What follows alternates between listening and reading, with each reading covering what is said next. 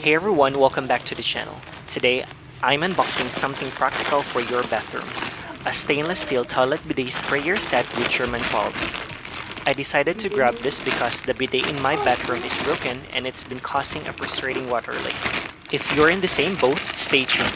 I've also added the shop link in the video description below so you can check it for yourself. This looks really slick and well made.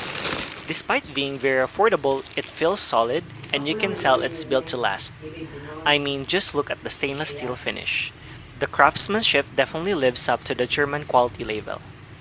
The set comes with everything you need to get it installed right away. It's simple and straightforward, which I appreciate. The installation process is really easy. You don't need any special tools or skills.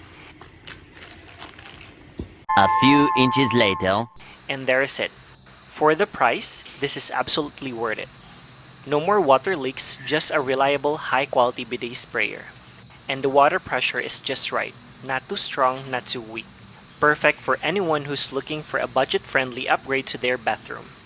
I definitely recommend giving this a try. Check out the link in the video description to grab one for yourself.